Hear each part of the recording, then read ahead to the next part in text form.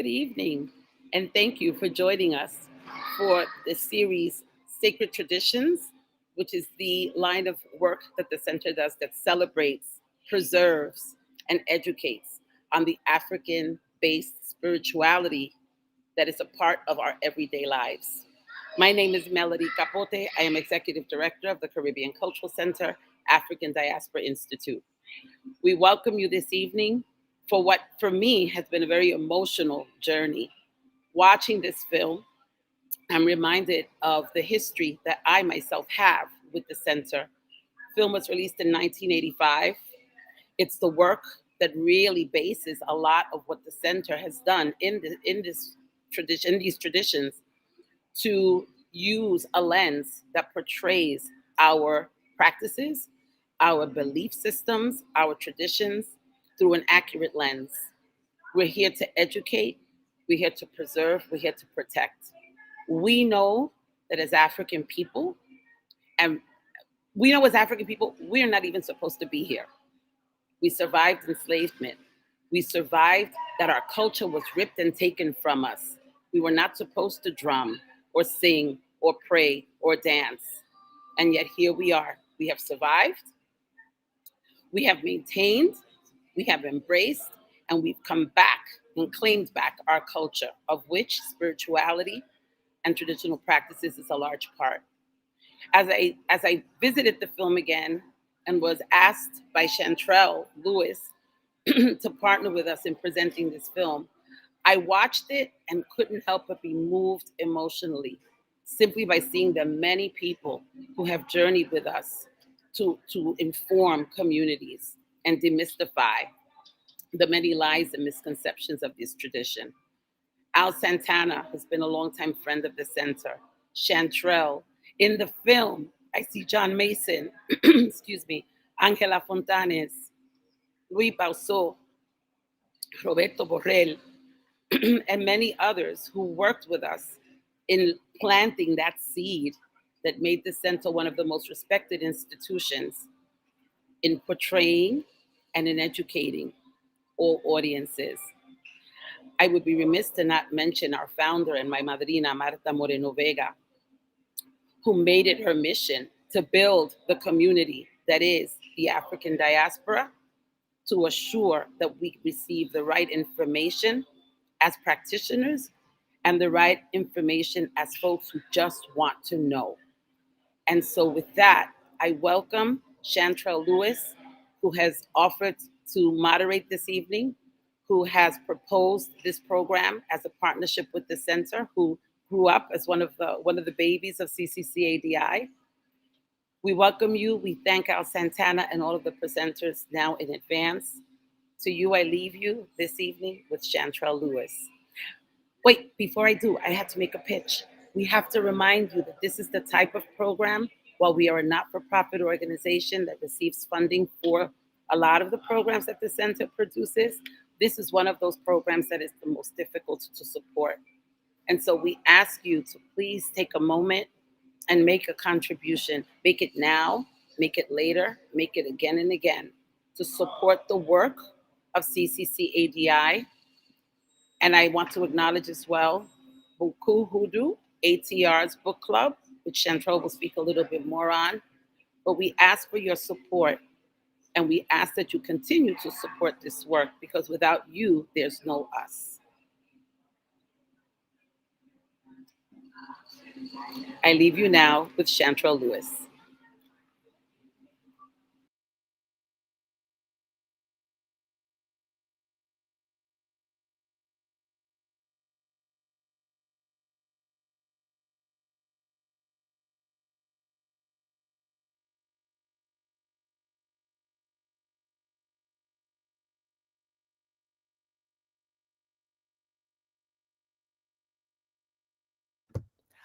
We're gonna start over again. Alafia, Aquaba, bienvenido, bienvenue.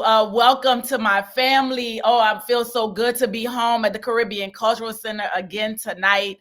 I am ecstatic to have you all here. Can y'all hear me now? Y'all can hear me now? Or y'all still can't hear me?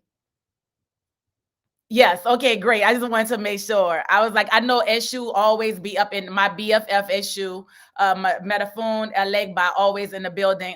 Thank you so much. I'm so excited to be here tonight. I have like this ecstatic, nervous energy, just because I'm so happy. First, I want to give thanks to my sister Melody Capote for hosting this film screening tonight, in collaboration with the Buku Hoodoo ATR's book club. I want to acknowledge Dr. Martha Moreno Vega, one of my first mentors in African spirituality, and also one of my mentors who gave me and created space for me to learn about the traditions, and blossom as a young curator in New York City. I want to acknowledge my, oh my goodness. It's like, of course, everybody's going to blow me up right now. I'm gonna put it on Do Not Disturb. I want to acknowledge all my elders who are here. My godmother, Iya Osei Mchawi, all of my other elders who are in the audience, my elders that are on the stage tonight. I'm just so very thrilled. And also I want to acknowledge our ancestors whose shoulders, whose backs, whose minds, whose spirits that we stand on, that have allowed us to be able to be in these spaces to speak openly about our traditions that have been bastardized, that have been demonized, that have been weaponized against us and our people for so long. So I want to acknowledge those Egun and invite them into this space. I want to acknowledge the panelists, esteemed panelists that are here, and I just want to welcome you all. This film screening came about me just giving a call to Melody and saying, hey, I want to screen Mr. L. Santana's film, Voices of the Gods. Would you all collaborate with this book club, the ATR's book club, which is a celebration of books written about African traditional religions and African spirituality. It's an open and welcome space for people of all ages, of all genders, Black people to learn about our sacred traditions. And of course, Melody said yes, like a resounding yes. And it's a huge honor, particularly to start with, I'm hoping this is going to be a series, to start with this film that was directed and produced by an elder who also embraced me as a young curator, Mr. L. Santana, who's a dynamic and very important filmmaker, Brooklyn-based filmmaker, who's a part of a collective that is the Santana Nance family, that also consists of his wife, Miss Marilyn Nance, who was a phenomenal photographer and documentarian who traveled to Festac in Nigeria, to New Orleans, throughout the South, documenting our sacred traditions and also our cultural traditions and our heritage in the diaspora. Their two kids who are like siblings, Ali Santana and Rafia Santana. So it was just really an honor to be able to screen this film, which it is not readily accessible to the public, that is housed in a permanent collection at the Schomburg Center.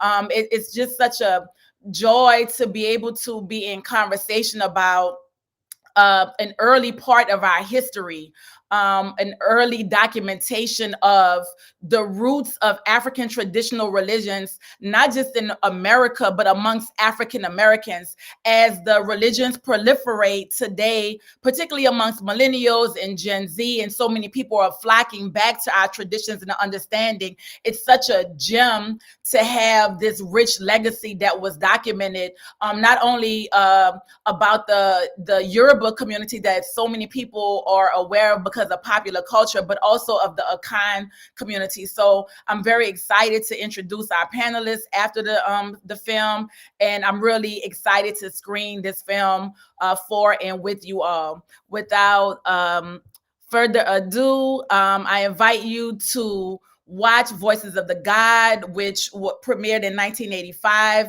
It's a film that looks at two ancient West African religions practiced in the U.S. today. The feature documentary premiered at the 1985 Margaret Mead International Film Festival and went on to screen at festivals in France, Italy, Burkina Faso, Canada, and is currently housed in the permanent collection of the New York Public Library Schomburg Research Center in Black culture in numerous colleges, universities, and museums. So without further ado, Welcome to the film screening of Voices of the Gods.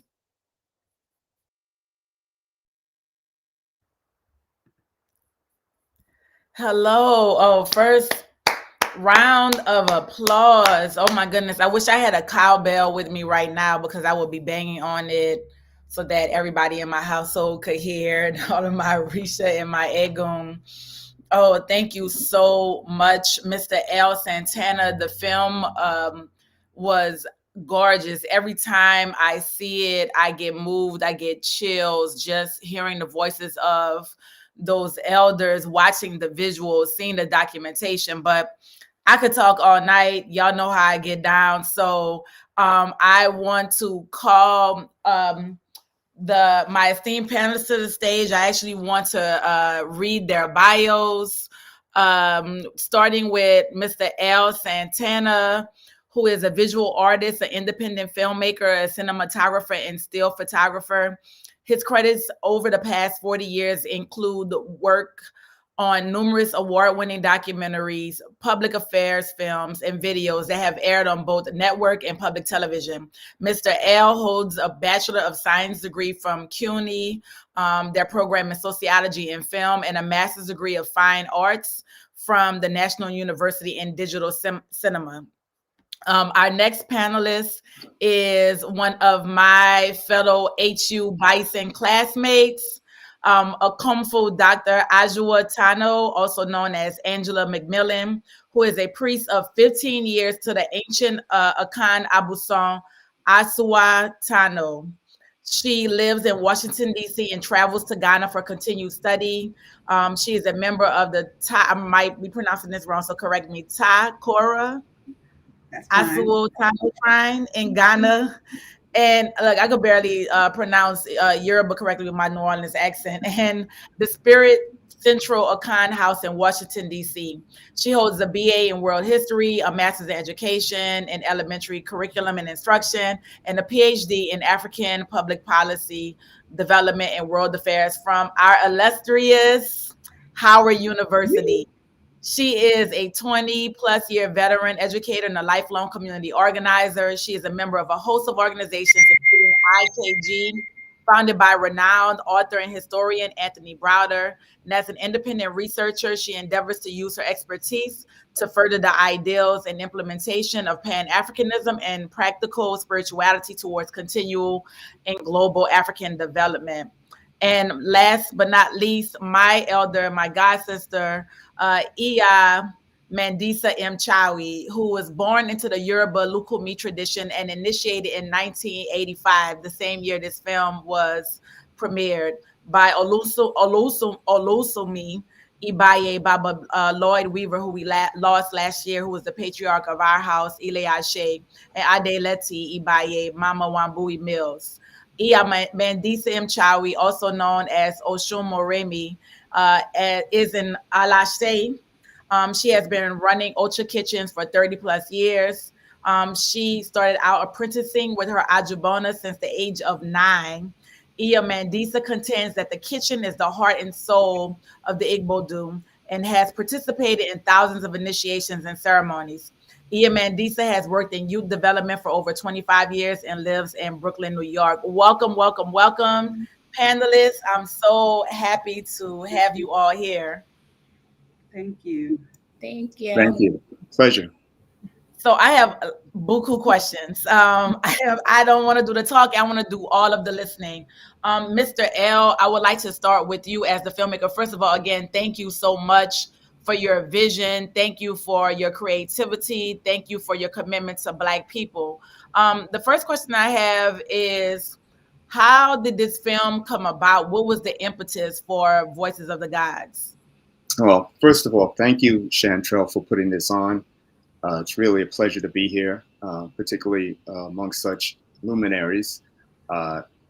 What happened was I was a student at City University in 1972, and they sponsored a trip to Ghana, Togo, Dahomey, and Nigeria. And on that trip, I witnessed something in Ghana that I didn't understand. I was a first year film students. I was shooting Super 8 film and some still photography, and not really good at it at all. Just trying my hand to see if I was interested in it. And I took a trip on a cargo ship up the Volta River. It's like 3 days and 3 nights. And one evening I witnessed some ceremony that I didn't understand. So when I returned 6 weeks later to New York, I was just, talking to some friends about it. And they said, well, I have a friend who studies Santeria, and they're into this, and his cousin is into that, so forth. So that's how it all sort of began, out of a curiosity. And so when it came time, I think it was about a year later, I was doing a thesis project at Richmond College, and I decided that I was going to do some more research and to pursue an idea of doing a film on the African religions as a thesis project. So I did a short 10-minute film called Gods in Exile. And the idea of the film was sort of like looking at the tradition and the religion as a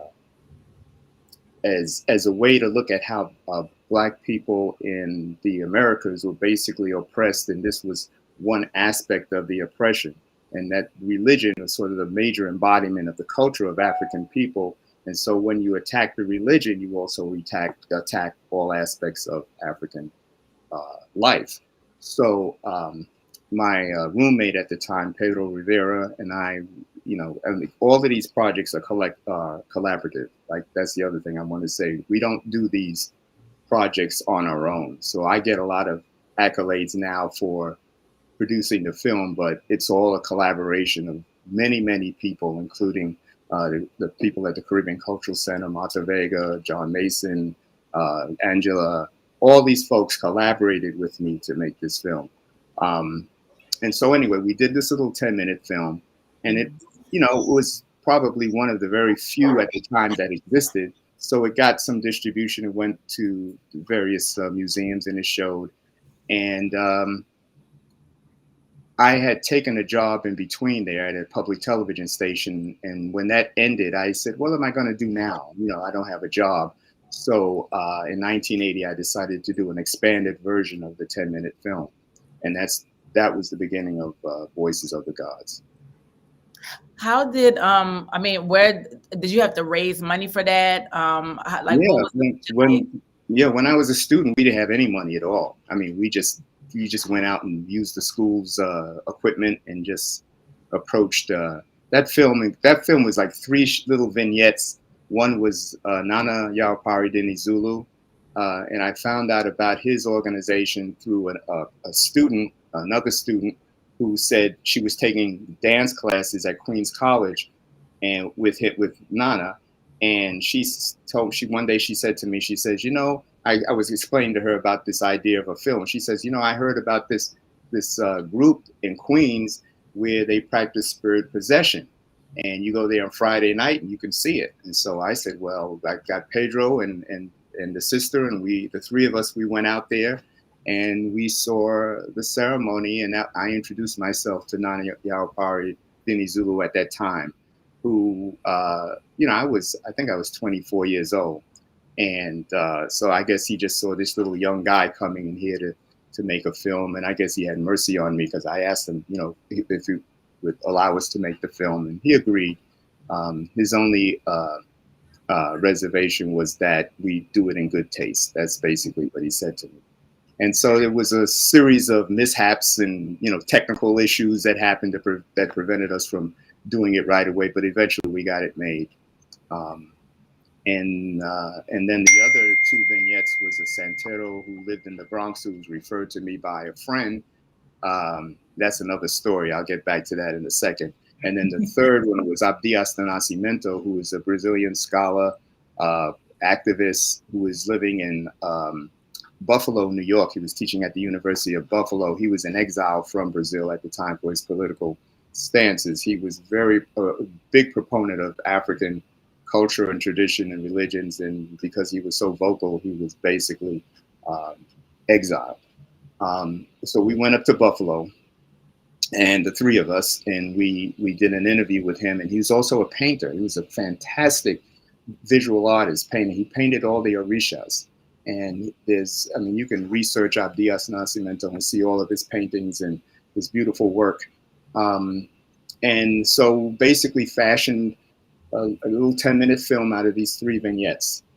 But it turned out that 10 years later, when I wanted to make Voices of the Gods, my wife at the time, Marilyn, was working at it. Well, my wife now. I know, I was about to say at the time, she was working at an ad agency, and she was a technician, and she had access to this room with this equipment and so forth. And we invited the Caribbean Cultural Center, which was fairly new at the time, to come over, and we wanted to show them the 10-minute film because we had an idea to do an expanded version. And so we showed them the film there. And then we got invited to a conference that they put on shortly thereafter. And at the conference, I had a chance to meet John Mason. And when I explained to John what we were trying to do, he basically wanted to see what we had done before. So I gave him a copy of the 10-minute film to look at. And when he got back to me, he said, you have a problem here. And I said, what is the problem? And he said, that guy, that Santero in the Bronx, he's not doing anything authentic. In fact, he's not doing anything. So I said, are you serious? He says, yeah. He says, that's not part of the tradition. And it made me think back when I was interviewing him. He kept telling me, make it darker, make it darker. He didn't want to be seen. And so it was like, I should have suspected something then, but I didn't make it so dark he was in silhouette so you could see him. But he was just basically, I guess he didn't take me seriously. He saw this little young guy coming in here, so he didn't want to be exposed. And at that time also, a lot of the tradition, when I remember, was very, very secretive. It wasn't like it was, it wasn't like it is now. So I guess he was afraid of being exposed or whatever. So, John told me, he says, in order to get our help with this film moving forward, you're going to have to take that film out of distribution.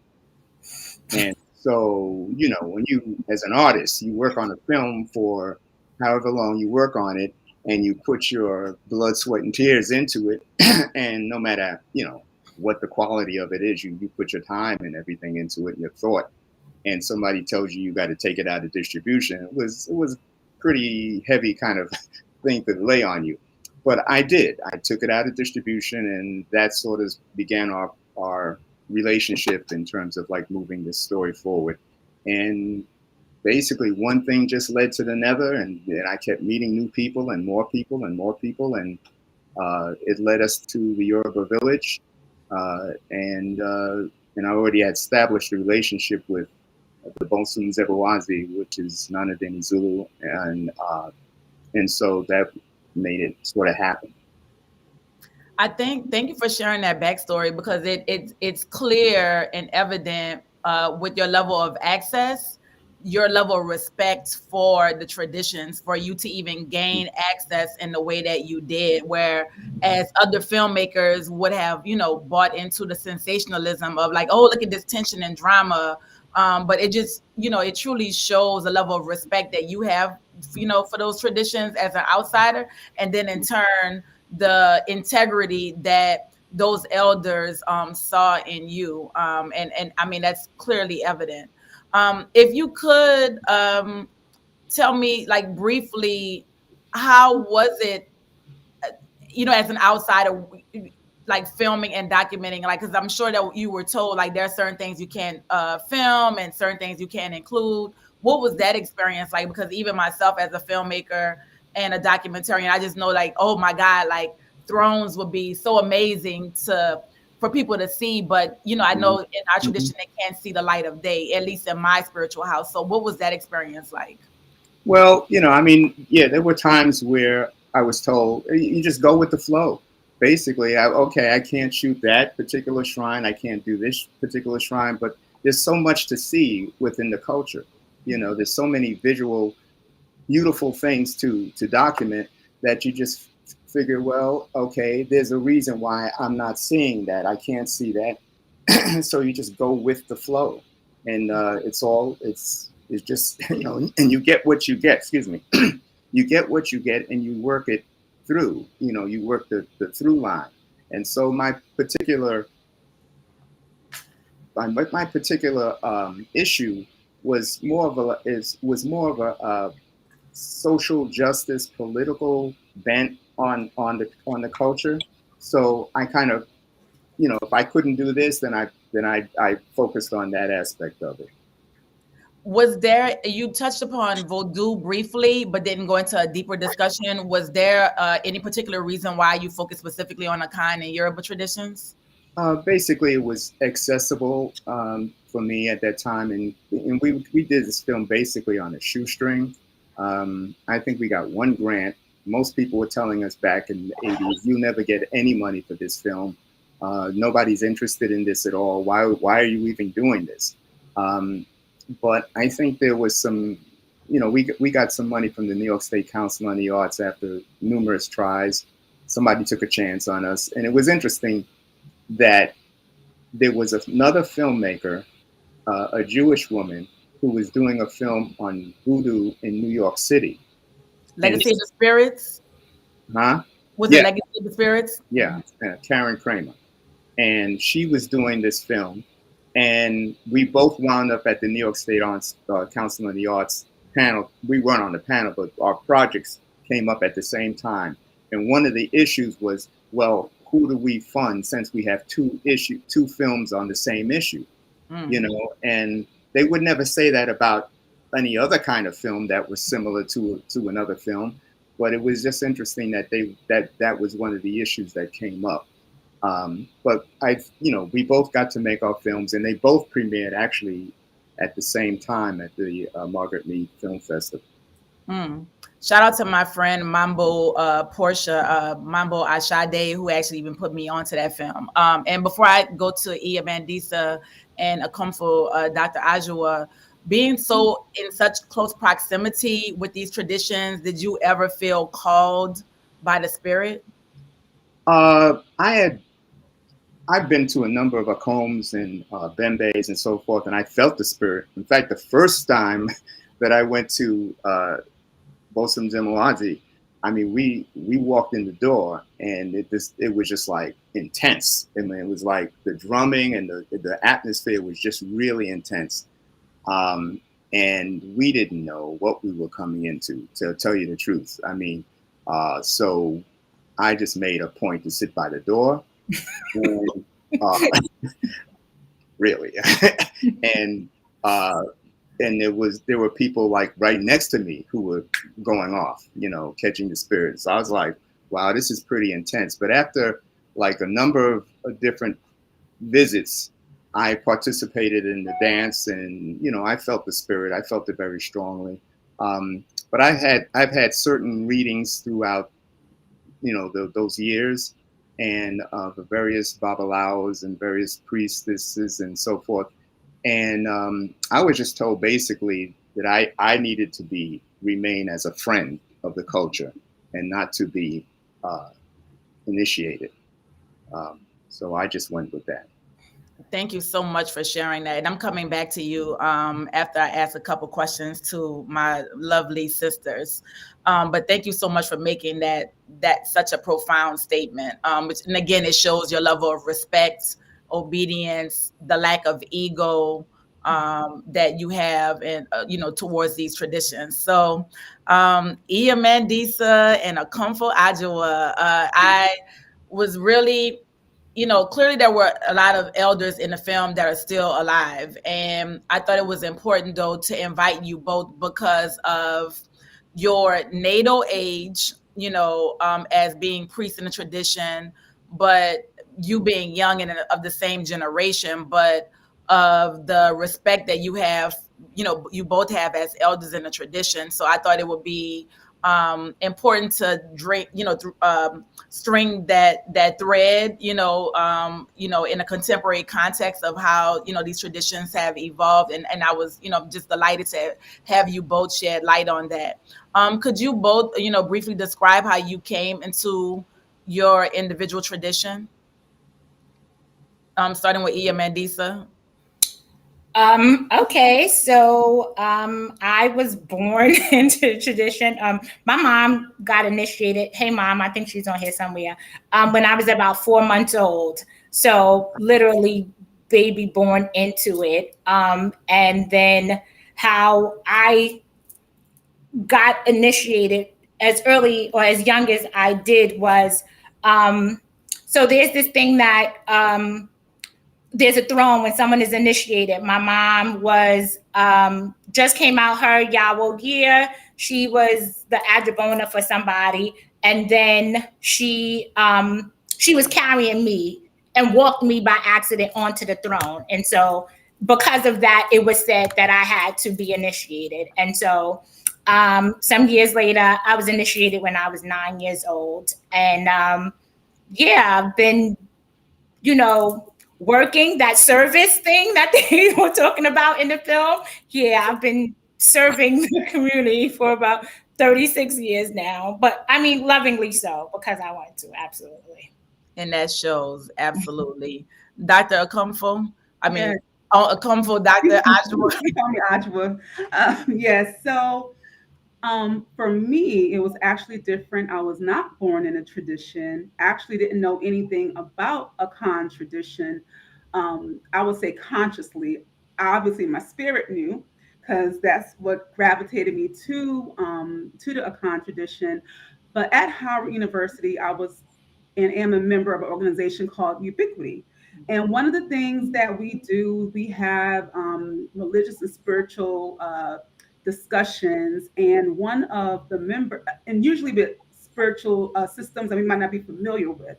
So one of the members told me, hey sis, you should get a reading done by this Akan priestess who is now my spiritual Akan godmother.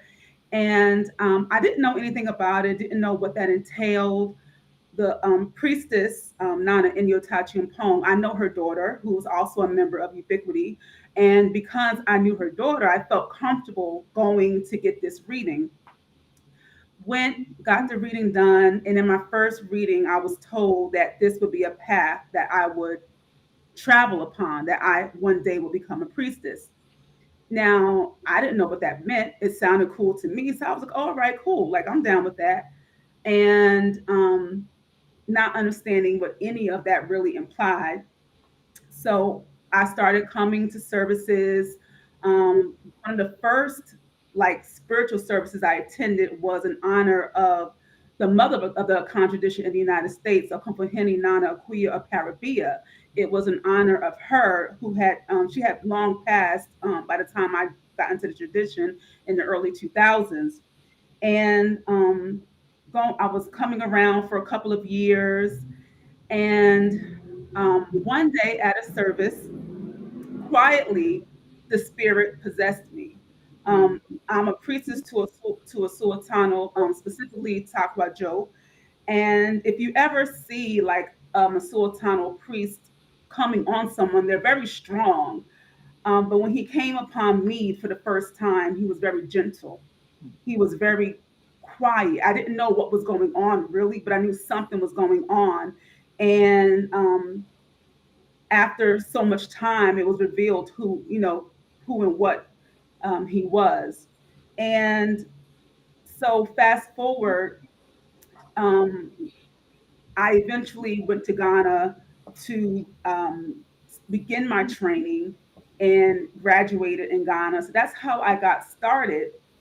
But what's interesting is years later, I continued to go to Ghana to study and continue to grow. It was shared with me that when I was little, a Sultano actually came to me and he actually took me on then, but waited until I became an adult to officially um, have me as a priest. And that when I was little, I was always interested in things spiritual because I would see things, I would see spirits, and I didn't know or understand what was going on. But one of those spirits that would come to visit me was a Sultano. Hmm. What are your feelings? So y'all were both in the tradition before it was like popping in the streets, right? Mendissa, you grew up in a cultural nationalist household. Hey, godmama, who is your mother. Hi, Iyalorisa. I've heard stories, your sister Kamba, Sister Kamba wrote a book about growing up Yoruba and wrote stories about, how y'all would get teased because y'all were going out in the streets in Brooklyn with this African garb on. So, you were in tradition again before it was like a popular thing. And also, Adwoa, we were at Howard together. And I remember like I came to you and my Belita's graduation. I got there late, so I missed most of the ceremony. But that's my MO. I'm always late. But again, this was before ATRs were popular. It was still something I think largely done underground. It was still done in private, and it was still being like largely persecuted by the larger Black community. So what if you could I guess share your feelings about like what those experiences were like as younger priests in the traditions, and how you I guess separated your like secular life from your sacred one. Sure. I think I lived like a double life at one point. Grew up in Bed-Stuy, Brooklyn, so I was about those Brooklyn streets trying to hang out. But on the weekends, back then, 85, 87, 89, like there was no ceremony that you could not miss, that you could miss, right? Like, so you had to go to everything, because there just wasn't that many people who were participating in ceremony, because there wasn't that many people who were initiated. So I had to be at everything. So I missed out on some fun sometimes, but I still was able to have fun as well. But it was never like, my house was the spiritual house of our, community, so to speak. So initiations were happening at my house all of the time. But my friends still came over and saw it, and they'd be like, okay, they got a sheet up. Something's going on the other side of that sheet. But come on, we're going upstairs to hang out for a little while. And that was what it was. And it was never, it wasn't hidden. It wasn't a lot. It was not anything. My mom always wore white. So even after her, Yawo year, she was still in white. And then I was in white the whole year so it was not like secretive or anything like that. There was a duality that existed just because we were outside hanging out, but then we had this spiritual ceremony stuff going out. Sometimes my godmother would come down the street and get me, like, you're supposed to be down here, like, really, lady, like, you really gonna try to interrupt my fun? But I mean, looking back on it, now it's all good. Back then I probably had some, resentment, like, why I can't hang out with everybody else? But now it's all good. Yes. Well, for me, again, I didn't grow up in it. When I say I didn't know anything about it, I didn't even know there were like, and this is like, I'm probably talking about early 2000s now. I knew about Ghana, yes, but I knew about Akan people like Yasantiwa, yes. But this idea of like an Akan tradition or spiritual tradition, I wasn't familiar with it at all. The most I knew, so I'm from Connecticut originally, and I would sometimes go to Brooklyn to the African Street Festival. And so I got like a reading one time from a Set Society. Didn't know what that was at the time because I was in high school, but I just went. It seemed cool. And the one thing I remember was getting this Orisha poster. It was a poster that listed all the different Orisha, and that was like pretty much all I knew up until right after college. Mm-hmm. And when I went to an Okom, I was like, this feels like home. This feels like home. Like, this is very familiar to me. I grew up Pentecostal and apostolic. So, Mr. Al, first of all, thank you for that wonderful film. And the scene of the church, that was my church. So that's what I grew up in. So when I went to an Okom, I was like, oh, this is like church. Oh, the drumming, the possession. If you want to quiet the spirit, the preacher would kind of quiet the drummers, and then everybody who was shouting would kind of calm down. So I saw so many similarities that okay, so there was a lot of similarities. So growing up in a Christian household, which I'm appreciative for, that's kind of where there might be some discord because my family and people I know, they're not in the tradition. So it's kind of like Adwoa, or well, my name is also Angela. So it's like, Angela, what are you doing and what's that all about? They weren't certain about it. There was questions because I'm going against the grain now. Like, Mhm. we're Christians, we don't deal with that. So what is this? How would they probably describe it? Evil, devil worshiping stuff that you're doing. Mm. And because it has a negative connotation because the Right. history of it isn't really understood. Because the founder of the Church of God in Christ was Charles Mason. And Mhm. if you read about Charles Mason, he was very clear of Mhm. the African influence of spirituality, and even talked about using his tools to help in healing. And Mhm. that's the True. foundation for Mhm. coaching. But that kind of gets lost over time. So we have the spirituality or the spiritual showings in the church, but not the historical understanding of that African connection. Right. So growing up, again in that Christian frame, that's where it's like my character had to speak for itself. Mm. So where there was question about what is she into, and that's going to make her some kind of evil person. Instead, the light became brighter.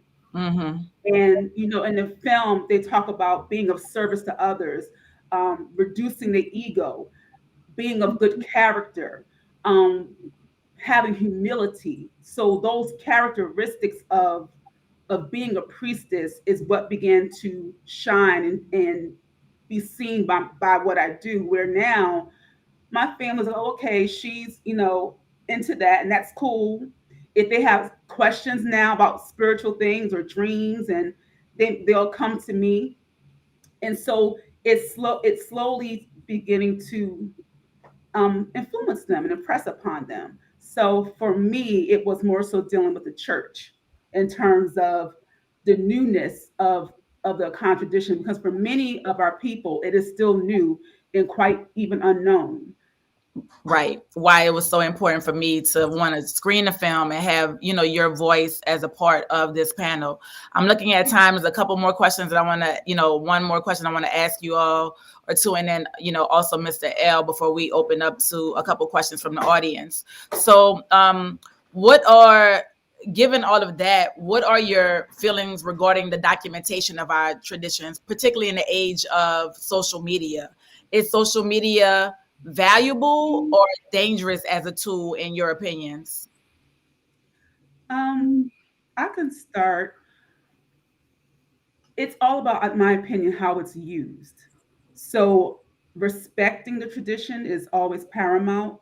And, these traditions are sacred, as the title implies. So certain things I don't believe should be shown online, um, discussed or talked about.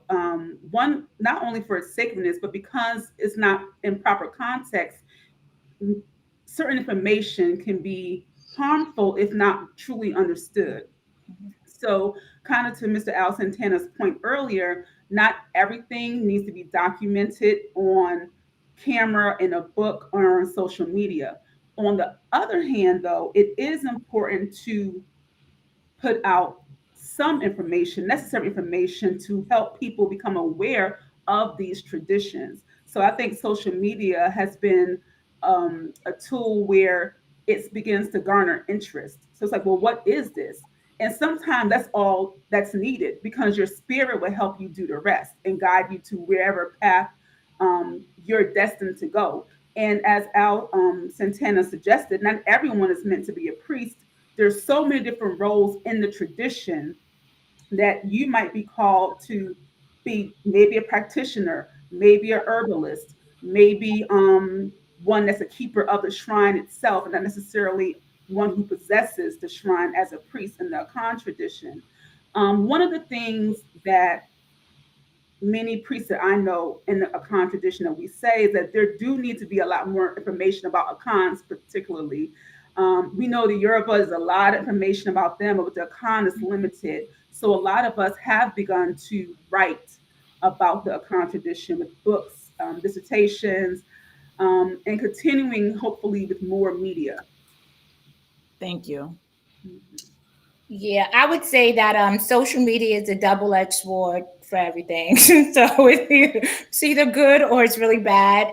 So it depends. I think depending on what the purpose is, right? So the question is, what is your intent? What are you attempting to do? Are you attempting to, because also like in the Lukumi tradition, at least for us, we're not proselytizers, right? Like we're not saying, hey, come join us. You need to be here. Nobody's doing that. So I think it depends. If for general information, to me, there's just a lot of information out there that's general. So it's not really hard to get. And as far as documentation, everybody has a story. So I think everybody should tell their story because your story is important to you and potentially other people. How you tell your story is your business and how you decide to do so. I think as far as documenting, like this film was beautiful. We saw people like that are no longer here with us, right? So the ability to be able to see them, to learn from them still is important. I think if you, depending on how you do that, I don't believe that cameras need to be in ritual ceremonies. I don't think if you are an initiate and you need to record something, audio recording for something, that's something different, and you keep it for yourself and you don't necessarily share it with anybody else. But as far as the visual thing, it's not necessary because it's sacred and it's supposed to be only for those people who are present. If you were supposed to be able to see it, you would have been invited and you would have been able to see it. So that's my thing. But general information, it's already out there. So I think the people who should share it are the people who are participants of it, or somebody like a Mr. Al who's very respectful of it and is not necessarily trying to bastardize it or make it seem, super spooky or, like it's not magic or it is magic. That's a whole nother conversation. Okay. I know what you mean. Thank you both for those points. I totally agree with you. And the last question I have for you two before I go back to Mr. L is, after directing, speaking of films in our mother's gardens, during the pandemic and hosting Buku Hoodoo conversation, that conversation series with Mama Coco, it was obvious that so many people were searching for answers, and then even participating in many convos in the Black Folks in Spirituality Club on Clubhouse that was founded by myself and I got Sister Kateria, the Hungry Medium, and our god cousins, Ama, Oludare, Athena, Aina. We saw the need to provide a safe space for what I call ATR newbies to gather in community and learn with practitioners that have integrity. What's your advice for people who are just coming into African spirituality, particularly those who are looking for community? How should they go about finding godparents and or a spiritual house and even selecting a tradition, in your opinions? My advice would be one, go within. Because one thing that we must all understand, that we are all spirit and that the connection is already in us from God. Mm-hmm. So first, listen to God. There's an Akan proverb that says, if you want to speak to God, speak to the wind. Mm-hmm. So God is accessible to all of us. Mm-hmm. That would be one. Two, ask your ancestors. Let your ancestors guide you, because the spirits are already in us.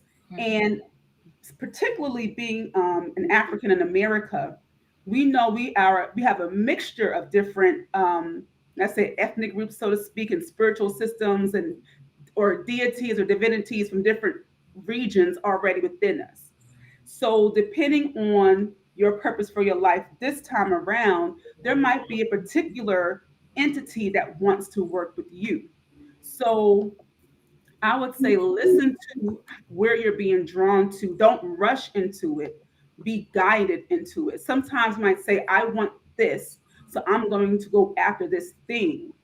But I would encourage us, let your soul guide you to where you need to be, and be present in different houses that you may visit to see if your energy merges.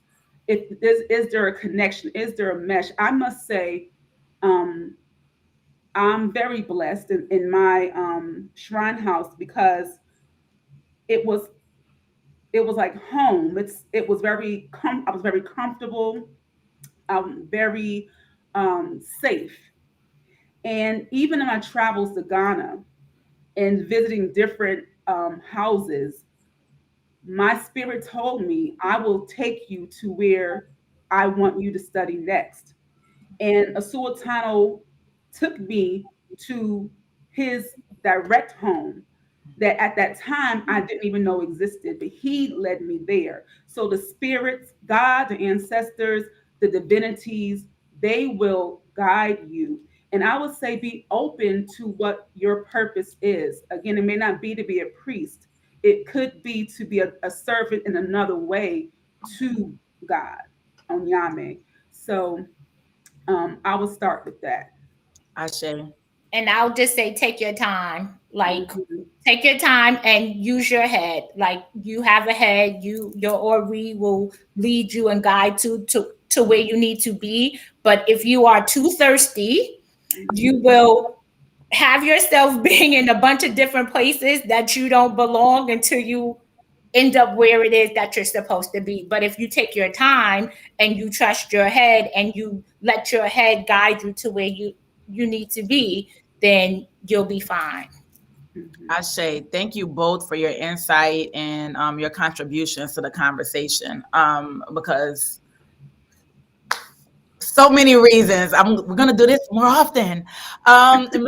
L, because again, I'm like, I have so many questions. We could go on and on, but I don't know if we're gonna get cut off right at 9. This is not like my conversations with Mama Coco that can go for 3 hours long. So, Mr. L, the last question I want to ask you, if you could briefly answer, is there a need for an updated version of Voices of the Gods in 2022? And then also, if you have any advice for filmmakers who are outside of these traditions about documenting, films on African sacred traditions, what would that be? I'll answer the last one first. My advice would be to be humble. Don't go in thinking you know everything because you read a few books, and and basically listen and pay attention to what people are telling you, and take their advice. Uh, the other thing was years ago, John Mason had mentioned to me something about not needing another film like this, but in a sense transfer this idea of the ancient into something more modern. So, in other words, if another film uh, is needed, it's needed to be more current, more up to date, more, to look at the deities, look at the spirits within things, like Robert Ferris Thompson talked about Ogun and the trains, and the iron and the trains, and related to things that are more current. So perhaps a film that a narrative film, perhaps maybe not a documentary, but a narrative film that deals with these characters, these particular deities as characters in a play or something like that, might be probably something that is a little bit different and probably more acceptable. I have to share that my godson, Anthony Rivera, he's a film student at NYU right now, and he's working on his thesis film. So I would love to connect the two of you all, because I'm sure there's a lot of wisdom that you can give to him as he develops his film.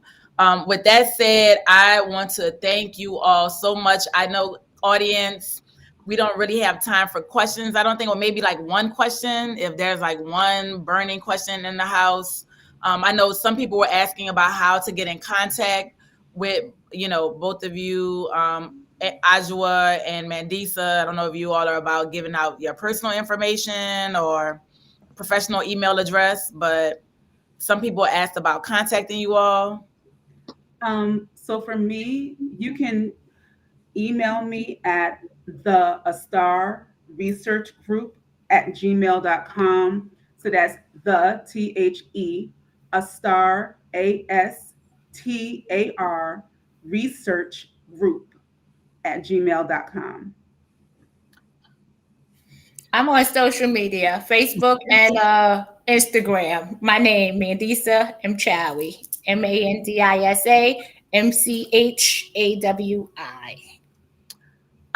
With that, I want to again just warmly thank you, the three of you, for participating in this panel tonight.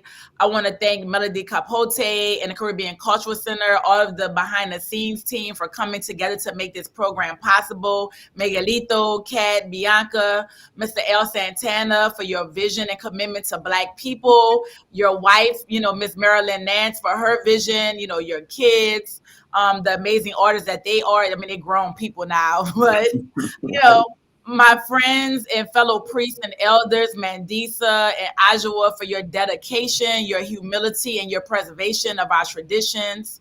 All of the elders who have poured into me over the years, my godmother, Arisaye, Dr. Martha Moreno Vega, and all of my elders in Ile Ashe and extended spiritual family and the Ile of Iya Marta, and all of the pioneers of our traditions that have created space for us to practice these traditions today. Lastly, I want to shout out the ATR's book club for always showing up and showing out. If you're in the audience, you want to learn more, this was a free program. Join the Caribbean Cultural Center since 1976. The Caribbean Cultural Center, who was actually coined the term diaspora as it related to African people. They have been putting on programs like this to celebrate our traditions across the diaspora. If you want to learn more and you're looking for community, and before you sign your name on a dotted line, join the ATR's book club. We meet, monthly. We discuss books written by so many of these scholars like, Baba John Mason. We have film screenings. We have movie night, which is plenty of jokes. And it's really about a multi-generational community of people who love African spirituality and who are learning about African spirituality to come together and share a space in a safe and fun environment. So thank you all for coming out tonight. Melody has already texted me and said, we're doing this again. We're going to build out a larger program. So thank you all. Follow the center at CCCADI on Instagram, Twitter, and Facebook. You can follow the ATR's book club via Buku Hoodoo on Instagram as well. Not the fake, because that's going to be a whole conversation about scammers, okay? So don't go follow the scammers, okay? The Yahoo boys, as they call them in Nigeria. But come through and join the book club. We're reading In the Spirit of Intimacy by Sabonfu Some, who has transitioned along with her husband, Maladoma Some, whose works that he left us, of Water and Spirit, the Healing Wisdom of Africa, and Rituals, also added to the body of knowledge and information that we know about ATR today. So thank you all. If you want to see the film again, Third World Real, you can contact them, but the panel will be available for replay.